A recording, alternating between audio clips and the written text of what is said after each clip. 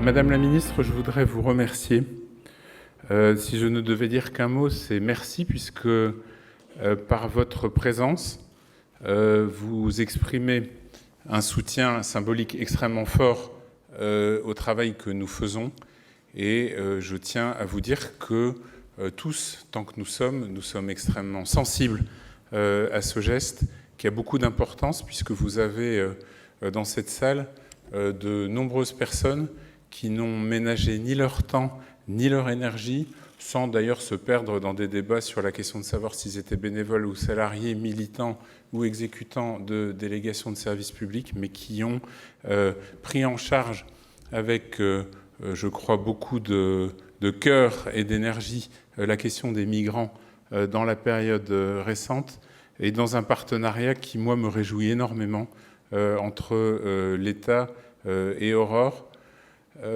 Et au fond, je vais commencer par là, je dirais en deux mots après ce que je retiens de cette convention, mais ce que je veux vous dire à vous, Madame la Ministre, c'est que nous avons une culture qui est beaucoup à la revendication, et c'est très bien comme ça, mais de temps en temps, il faut dire ce que sont les choses. Et ce que sont les choses, ce qu'étaient les choses il y a 5 ans, c'était une bataille permanente contre la politique du thermomètre et contre le fait que les centres d'hébergement d'urgence fermaient au printemps et qu'à la sortie de l'hiver, on mettait dehors toutes les personnes avec lesquelles on avait commencé un travail social.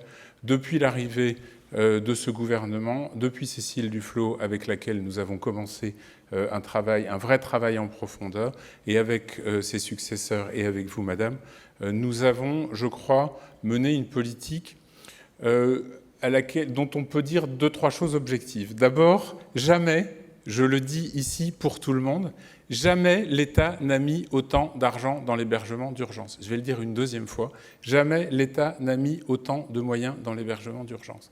Jamais on a fait autant, jamais on a mobilisé autant de moyens, autant de bonne volonté pour régler les problèmes. Je crois aussi qu'on peut dire que jamais nous n'avons travaillé dans un état d'esprit aussi constructif entre partenaires associatifs et État.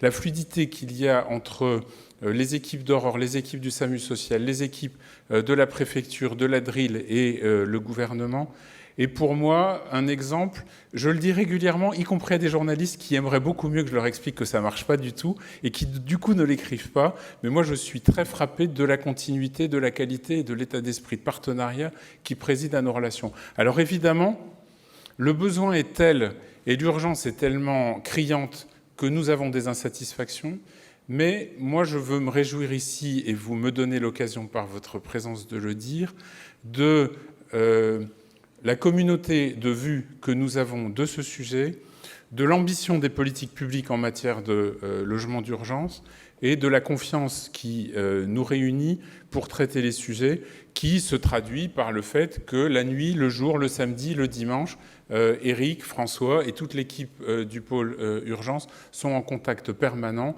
avec Sophie Broca, avec Jean-François Carinco, avec Spilewski, avec vos collaborateurs. Et ça, moi, je n'ai jamais vu fonctionner aussi bien cette ligne. Et je n'ai jamais vu un aussi bel état d'esprit de partenariat. Et après tout, le dire et le dire fort, c'est aussi une façon de souligner qu'il y a de l'ambition dans les politiques publiques dans ce domaine. Vous ne le faites pas assez. En fait, vous n'êtes pas bons, vous, les politiques, pour préempter ce succès, puisque ce succès devrait être mis à votre actif. Et en tout cas, devant le public qui est le nôtre aujourd'hui, je tiens à le faire et je tiens à vous remercier. Alors, quand j'ai dit ça, j'ajoute quand même qu'on a la vie dure.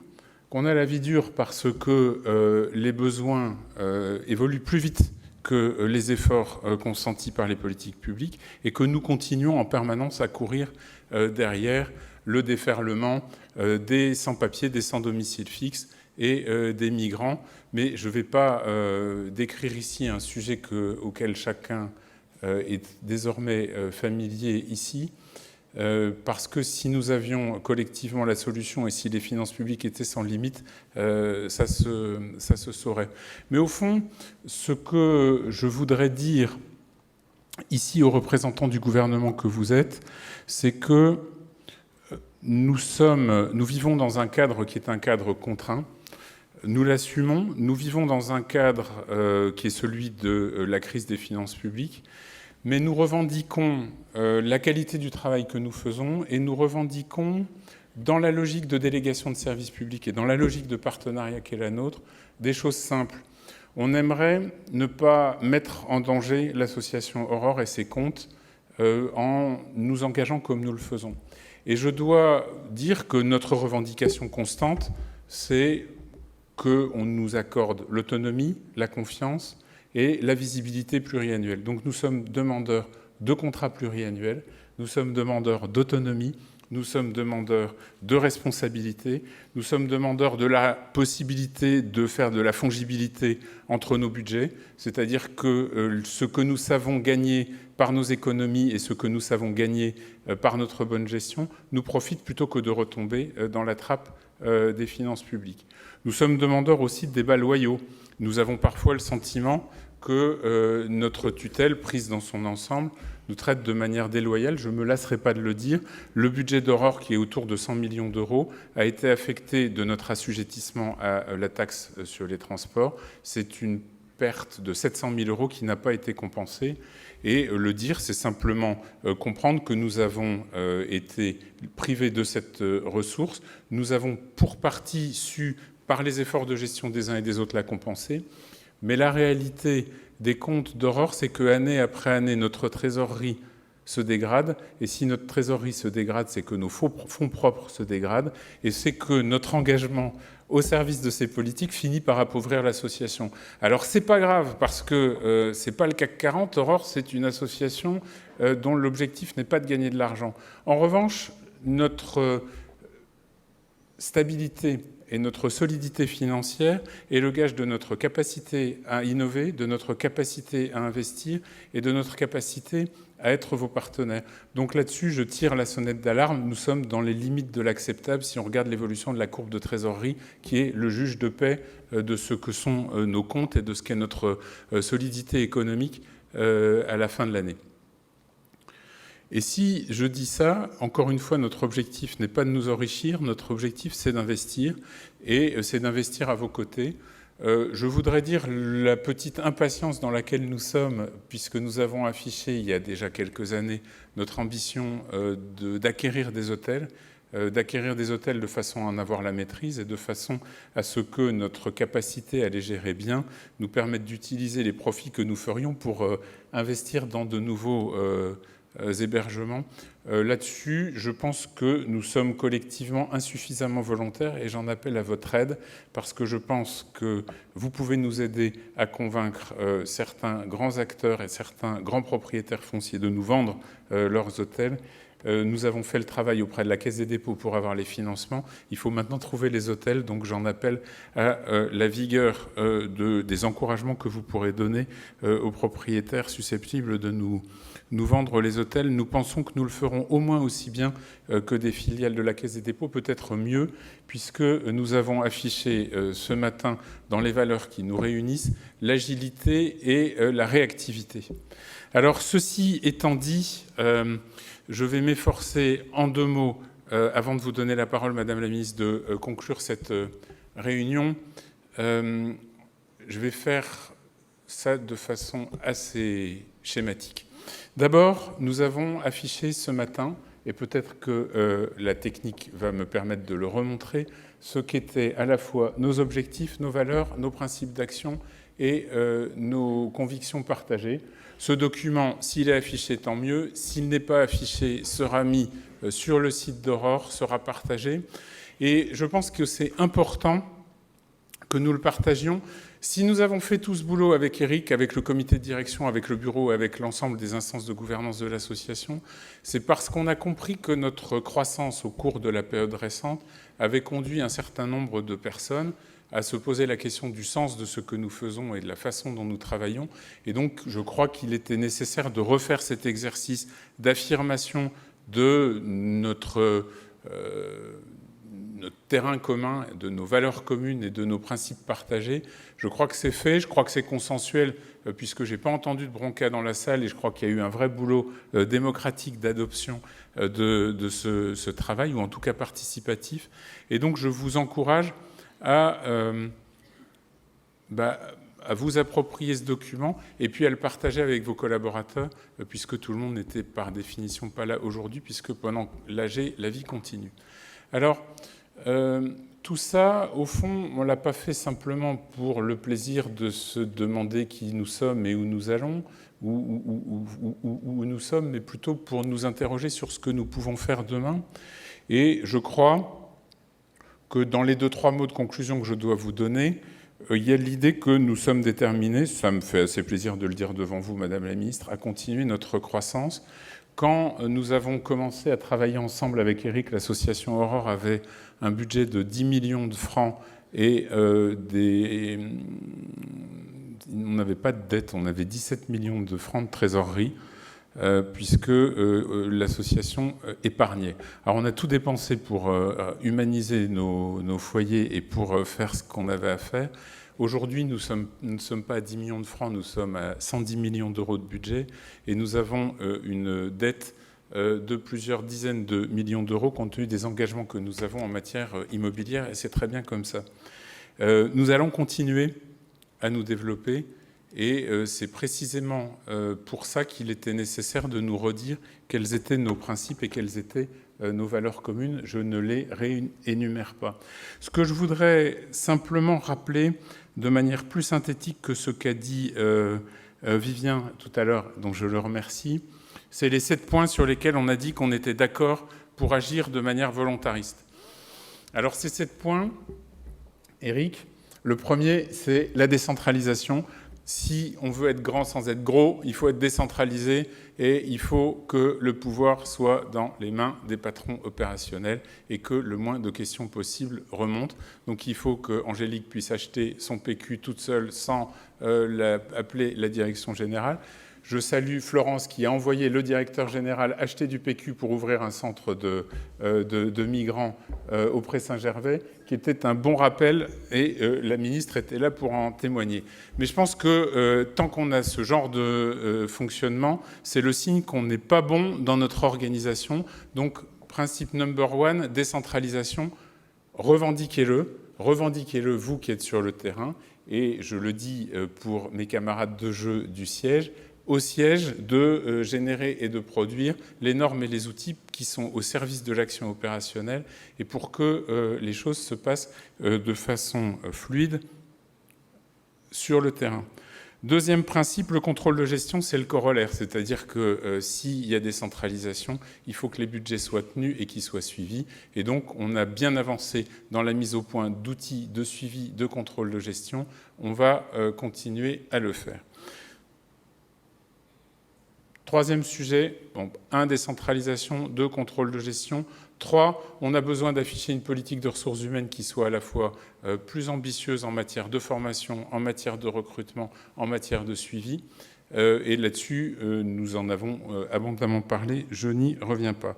Le 4e point, c'est mon dada, je ne céderai pas, il nous faut un intranet et des outils de communication. Quelqu'un m'a demandé quel était... T'as vu ? Le jour où on me donnera une adresse @aurore.fr, ça voudra dire que c'est gagné. Puisque quelqu'un m'a demandé mon adresse à Aurore, je n'en ai pas, mais le jour où on me la proposera, ça voudra dire que j'ai gagné la bataille. Ça fait quelques années que je suis dessus, je sens que ça vient. Le 5e point, c'est le développement des conseils de la vie sociale. Je crois que là-dessus... Non, mais attendez, l'intranet, c'est quand même une vraie façon de partager des outils, des accès documentaires et d'avoir un fonctionnement en synergie qui permet à chaque pôle, à chaque collaborateur de chaque pôle de parler à d'autres collaborateurs d'autres pôles. C'est la base de l'action transversale et des synergies. J'insiste. Je sens un vrai désir d'intranet. Du coup, dans la foulée, ils vont maintenant utiliser leur adresse mail et l'ouvrir. Merci. Le cinquième point, c'est les conseils de la vie sociale. Évidemment que nous devons continuer à moderniser notre gouvernance et évidemment que de nous ouvrir aux conseils de la vie sociale, de nous ouvrir aux usagers et d'être à l'écoute est une bonne façon de moderniser notre fonctionnement et notre gouvernance. Donc, bien sûr que c'est une priorité. Les deux derniers points, je les rappelle pour mémoire, c'est le développement des lien avec le monde universitaire et avec la recherche, on en a bien besoin. Je pense, Jean-Luc, que votre carnet va être malmené à la sortie de cette réunion, si j'ai bien entendu les réactions à votre présentation, dont je vous remercie de tout cœur. Et le dernier point, c'est le développement de la communication. Alors, pour respecter un rituel, je le dis, nous avons besoin de développer la com, pas pour être célèbre, pas pour faire les cakes, pas pour faire les malins, on n'en a pas besoin, pas non plus pour collecter de l'argent. Si on en collecte, c'est bien, mais je rappelle que nous sommes à 99,9% financés par de l'argent public, et moi je ne sais pas aller chercher 100 millions d'argent privé. S'il y en a dans cette salle, ils sont potentiellement assez... Enfin, ils sont riches. Et je pense que Madame... Cos serait assez ravi de connaître la martingale pour collecter 100 millions d'argent privé. Éric, tu veux ajouter un mot sur ces 7 orientations sur lesquelles nous nous sommes mis d'accord? On a parlé des conseils de la vie sociale. J'irai un peu plus loin, et c'est quelque chose qu'on a évoqué avec la ministre et son cabinet il y a quelques jours. C'est la question des gens qui sont dans nos centres, qui sont, alors on dit maintenant, en droit incomplet, ou sans droit, et qui s'emmerdent dans ces centres. Et quand ça dure, c'est très difficile à gérer pour les équipes. C'est une question qui nous est revenue ces derniers temps. Et donc je pense que le sujet de la mise en activité des personnes en attendant d'avoir des titres de séjour, qui pourrait se faire à partir d'ateliers à la vie active, qui pourrait se faire à partir de services civiques, nous on sent qu'il y a une demande chez ces personnes, il faut la saisir. Et je pense que c'est un vrai sujet qu'on doit continuer de débattre. Oui, mais il faut être plus raide que ça pour être entendu. Madame la ministre, il faut autoriser les demandeurs d'asile à bosser. Ben oui. Promis, je vous fous la paix sur la légalisation du cannabis, mais sur le... Non, sincèrement, sur le travail des demandeurs d'asile, ça reste pour nous... dans la vie quotidienne, une source de contrariété terrible et de souffrance pour les personnes qui sont demandeurs d'asile. Donc si nous, on ne le dit pas, et si vous ne le répétez pas, alors à quoi on sert? Je voudrais, pour finir, vous dire à vous, Madame la Ministre, que vous avez dans cette salle des gens formidables, des gens qui sont à fond et qui sont mobilisés. Moi, j'ai une seule occasion par an de leur rendre hommage, et donc je la saisis, en vous disant que vous êtes formidable, que vous faites un boulot formidable et que je crois qu'il y a une vraie source de fierté à regarder le travail qui est fait par l'association, ce que vous faites chacun en ce qui le concerne à son échelon et là où il est. L'association est devenue trop grande pour qu'on puisse faire autant qu'on le souhaiterait le tour de chacun des services, mais on y va toutes les fois que c'est possible et toutes les fois que je le fais, je suis bluffé à la fois par l'humanisme, la bienveillance et la qualité du travail que vous faites. Et c'est au fond ça qui compte. Et de ça, je vous remercie, Madame la Ministre. C'est à vous.